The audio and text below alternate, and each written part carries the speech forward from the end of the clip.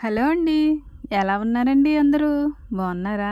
మీరంతా బావుండాలని మనస్ఫూర్తిగా దేవుడిని కోరుకుంటున్నాను. మరి ఉదయాన్నే ఈ లోపలున్న పొట్టేల్ని ఇంకా చిన్న పిల్లని తీసుకెళ్ళైతే బయట కట్టేశాను. వాటికైతే మేత పెట్టేసి మిగతా పనైతే చూసుకుంటానండి. ఈ లోపైతే లోపల నుంచి ఫస్ట్ తుడుచుకొచ్చేసాను. ఇంకా పొయ్యి అంటించేసాను. నీళ్ళ కుండ పెట్టేశానండి. అన్నం వండుకుంటూ పిల్లలకి టిఫిన్ ప్రిపేర్ చేసుకుంటూ ఇంకా పనులన్నీ కూడా ఒకదాని తర్వాత ఒకటైతే చేసుకుంటాను. పిల్లలకి స్కూల్ ఉంటే చాలా హడావిడిగా ఉంటుందండి. కానీ ఈ పనులన్నీ తప్పవు కదా! ఇవి చేసిన తర్వాతే మిగతా పనులు చూసుకోవాలి. ముందు వీటిని చక్కబెట్టేసుకోవాలండి. వీటిని తీసుకొచ్చి బయట కట్టేసేయాలి. అక్కడ శుభ్రంగా కడిగేయాలి. ఈలోపైతే నీళ్ళొస్తున్నాయండి. నీళ్ళు కూడా పట్టుకుంటున్నాను ఒక బిందెడు. మిగతా నీళ్ళు అత్తయ్య పడతారు.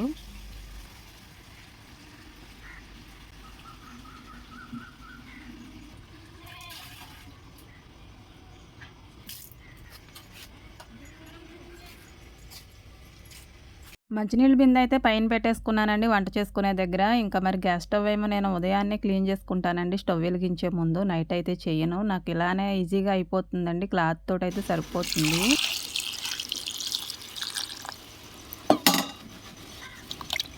ఇంకా పిల్లలకైతే బాక్స్‌లోకి కూర చేద్దామని బంగాళాదుంపలైతే ఉడకబెట్టుకోవడానికి నీళ్ళు పోసుకొని స్టవ్ అంటించుకొని పక్కన పెట్టుకున్నాను. ఒక పక్కనైతే ముందే టీ పెట్టుకున్నానండి. అది మరుగుతూ ఉంది. అది మరిగిన తర్వాత ఇంకేం చేస్తామండి, అత్తయ్యకిచ్చి నేను కూడా తాగేస్తాను. ఎవరమైనా ఉదయాన్నే టీ లేకుండా అసలు ఏ పని కూడా చేయలేం గదండీ! అయినా కొన్ని కొన్ని పనులు చక్కబెట్టుకోకైతే తప్పట్లేదు. ప్రతిరోజు ఉదయం, సాయంత్రం కూడా పాలు తెచ్చుకుంటామండి. బాబైతే పాలుకెళ్తున్నాడు.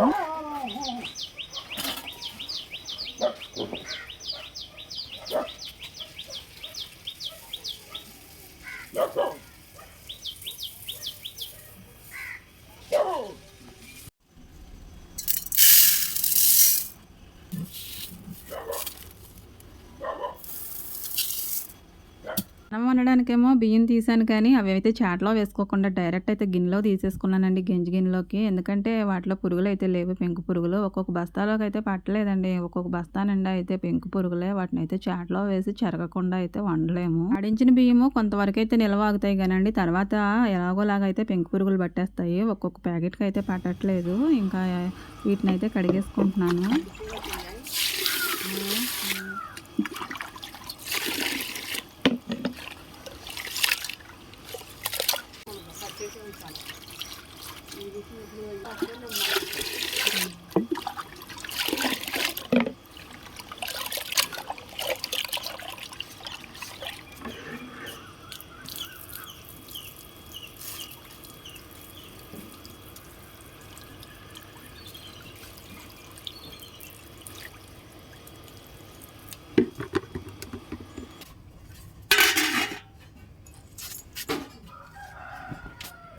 ఇంకా ఎసరు కూడా పెట్టేశానండి. బియ్యం కడిగైతే పక్కన పెట్టేసుకున్నాను.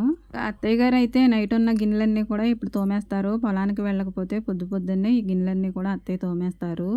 ఇలా ఉదయాన్నే కొంతవరకు అయితే వాయిస్ ఇచ్చి కొంత అయితే వదిలేశానని అయితే మీకు డౌట్ రావచ్చు. ఉదయాన్నే ఎంతో పీస్ఫుల్గా ఉంటుందండి పల్లెటూరి వాతావరణం అంటేనే. మీకు వినిపిద్దామంటే రోజు ఈ పక్షుల అరుపుల కన్నా కుక్కల అరుపులే ఎక్కువ వినిపిస్తున్నాయండి. అందుకనే మ్యూట్లో పెట్టేసి వాయిసే ఇవ్వాల్సి వస్తుంది. నేను ఫస్ట్లో ఛానల్ స్టార్ట్ చేసినప్పుడైతే ఓన్లీ నేను ఇలా న్యాచురల్గానే వదిలేసేదాన్ని, వాయిస్ ఏమి ఇచ్చేదాన్ని కాదు. ఇలా నార్మల్గా వదిలేస్తే వీడియో బాగుంటుందో లేదంటే వాయిస్ ఇస్తే బాగుంటుందో మీరు నాకు కామెంట్లో తెలియజేయాలని అయితే కోరుకుంటున్నాను. ఇంకా కూరకైతే ఉల్లిపాయలు కోసుకుంటున్నాను. ఒక పక్కన అయితే బంగాళదుంపలు ఉడికించుకుంటున్నాను కదండి, ఆ కూర చేద్దామనేసి ఉల్లిపాయలు టమాటో ముక్కలు అయితే కోసుకుంటున్నాను. పిల్లలు ఒక్కొక్కరుగా లేచొచ్చే టైంకి అయితే నేను వంట దగ్గరికి అయితే లాస్ట్ వరకు వచ్చేసే ఉండాలి, లేదంటే వాళ్ళతో పని అవ్వదండి. పెద్దవాళ్ళు అయినా సరే నా వెనకాలే తిరుగుతూ నాకేవేవో చెప్తూ ఉంటారు. నేనేమో వాళ్ళ మాటల్లో పడి ఈ పనేమో అలా అలా కొంచెం స్లోగా చేశాను అనుకోండి, టైం అయితే అక్కడే ఉండదు కదా. అందుకని స్పీడ్గా వాళ్ళు ఎప్పుడు లేస్తారా ఏంటా అని వాళ్ళ వైపు చూసుకుంటూ ఇవైతే కూరగాయలు కట్ చేసేస్తున్నాను. మా బాబు అయితే నాతోనే లేచేస్తాడండి, చాలా ఎర్లీగానే లేస్తాడు. ఒక్కరోజు కూడా అసలు లేట్ చేద్దామనేమి ఉండదు. నాకు చాలా పనుల్లో అయితే హెల్ప్ చేస్తూ ఉంటాడు. ఉన్న ఆ కాస్త టైంలోనే ఎన్నో పనులండి. పిల్లలు 7:30, 8 రెడీ అయిపోయి వాళ్ళని పంపించేయాలి. వాళ్ళని రెడీ చేసిన తర్వాత వాళ్ళు రెడీ అవుతూ ఉంటారు. ఒక పక్కన టిఫిన్ చేయాలి, ఒక పక్కన జడ వేసుకోవాలి, ఓ పక్కన షూ కట్టుకోవాలి. ఇలా ఎన్నో ఉంటాయండి. వాళ్ళకుండేవి వాళ్ళకుంటాయి. మరి నేనేమో క్యారేజీలతోనూ, టిఫిన్‌తోనూ, వంటతోనూ ఇలా మరి ఒకటి కాదులెండి. అమ్మలన్నాక, పిల్లలన్నాక, కుటుంబం అన్నాక అందరికీ ఉండే పనులు ఉంటాయండి. ప్రతి ఒక్కరికి పనుంటుంది. అప్పుడే పుట్టిన బుడ్డోడికి కూడా పనుంటుందండి. అదేమంటారా? అప్పుడే పుట్టిన బుడ్డోడికి ఏం పనుంటుంది అని అనుకుంటారు. కష్టపడి మరి పాలు తాగాలి కదండీ! పాలు తాగడం కూడా తనకు మరి మించిన పనేనండి. కడుపు నిండబెట్టుకోవాలంటే కష్టపడైతే పాలు తాగాలి కదా! తను కష్టపడిందే కడుపు నిండదు కదండీ! మరి తనకేం పనుంటుందిలే హాయిగా పడుకుంటాడు. అమ్మ దగ్గర చక్కగా పాలు తాగుతాడనే అనుకుంటారు. కానీ తను ఎంత కష్టపడతాడనేది తనకు మాత్రమే తెలుసు. ఆ దేవుడికి కూడా తెలుస్తుంది. ఎందుకంటే ఆయనే కదా మనల్ని సృష్టించింది. మనమేమి అనుకుంటామంటే మనకన్నా తక్కువ మరి కష్టంతో ఉన్న వాళ్ళని చూసైతే అబ్బా! వాళ్ళసలు ఏ మాత్రమూ కష్టపడకుండా ఎంత హ్యాపీగా ఉన్నారో అనుకుంటాము. ఎందుకంటే మన ముందున్న పనులైతే మనకి చాలా కష్టంగా తోస్తాయి కాబట్టి, ఎదుటి వాళ్ళు చేసే పనులు వాళ్ళకి కష్టంగా ఉంటాయండి. చూడడానికి మనకి ఈజీగానే ఉంటాయి. అది వేరే వేరే పనులవ్వచ్చు, అలాగే ఉద్యోగాలవ్వచ్చు, చదువవ్వచ్చు, ఏదైనా గానీ అది భరించేటప్పుడైతే మనకి చాలా కష్టంగాను, ఇబ్బందిగాను ఉంటుందండి. అది దాటి వెళ్ళిపోయిన తర్వాత ఓహ్! సింతేనా అని అయితే అనుకుంటాము. మరలా ఆ స్టేజ్‌లోకొచ్చినోళ్ళైతే మనం దాటిపోయి వెళ్ళిపోయిన మనల్ని చూసి ఏమనుకుంటారంటే, వాళ్ళెంత బాగున్నారో, వాళ్ళెంత హ్యాపీగా ఉన్నారో లైఫ్‌లో అనుకుంటారు. ఎందుకంటే ముందు మనం పడిన ఇబ్బందయితే వాళ్ళకి తెలీదు గాబట్టి, వాళ్ళప్పుడే మరి అక్కడికొచ్చారు. వాళ్ళ స్టేజయితే అక్కడుంది. మన స్టేజేమో కొంచెం మరి పైకెళ్ళింది.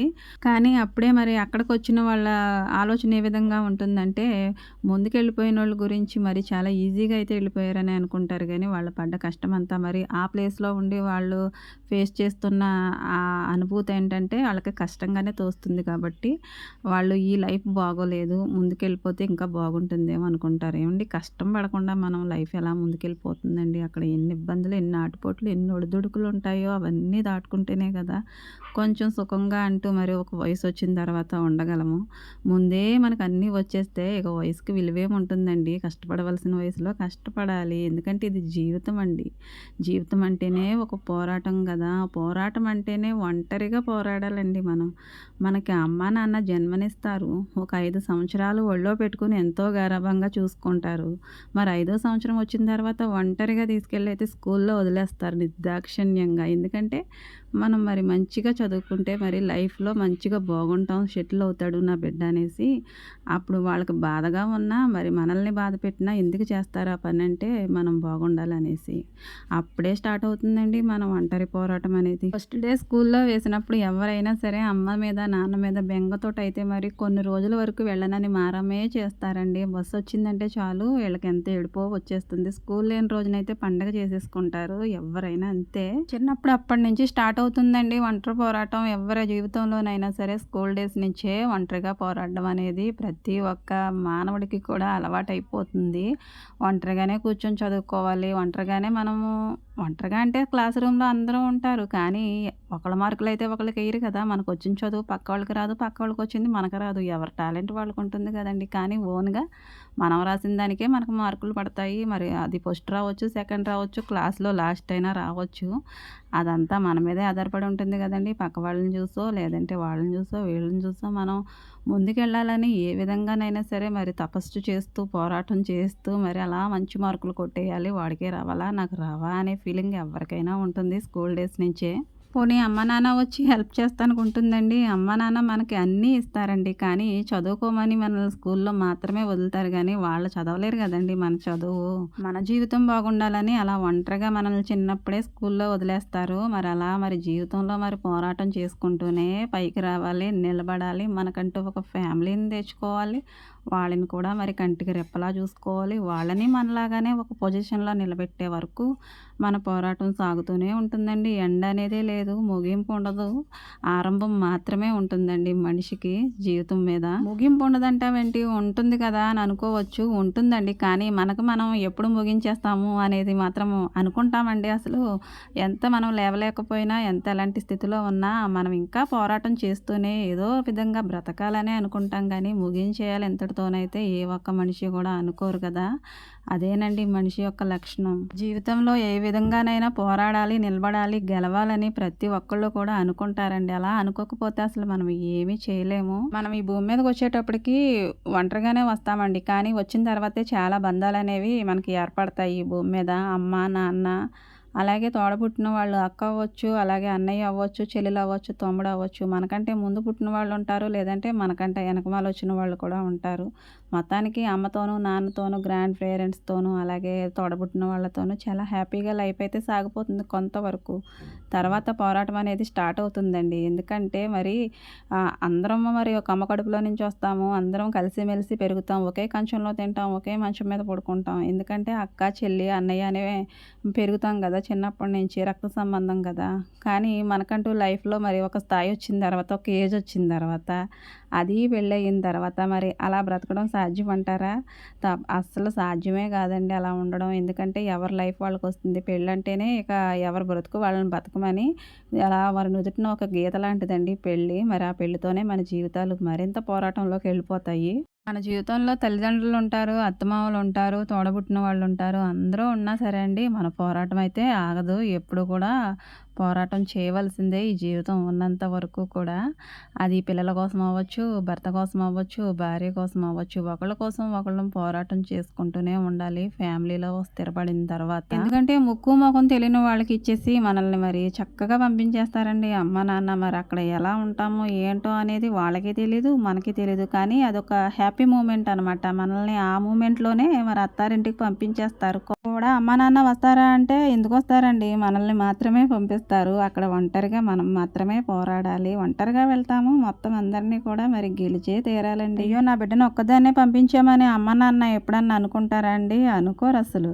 ఇక మన పోరాటం అప్పుడు స్టార్ట్ అవుతుందండి. ఉదయాన్నే లేవాలి, పిల్లల్ని చూడాలి, మరి ఆయన్ని చక్కబెట్టుకోవాలి, డ్యూటీకి పంపించుకోవాలి, పెద్దవాళ్ళని అందరిని చూసుకోవాలి. మరి తినకో మరి మధ్యాహ్నం చేయవలసిన పనులన్నీ చేయాలి. మళ్ళీ రాత్రికి భోజనం సిద్ధం చేయాలి.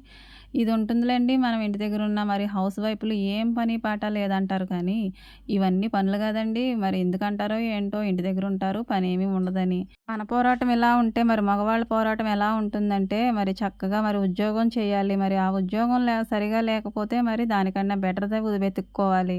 అది దొరకకపోతే ఉన్న దాంట్లోనే సర్దుకుంటూ మరి ఫ్యామిలీని అలా మరి లీడ్ చేసుకుంటూ సరిపోయి చాలని జీతంతోటి మరి నానా అవస్థలు పడుతూ వాళ్ళకుండే తిప్పలు వాళ్ళకుంటాయండి.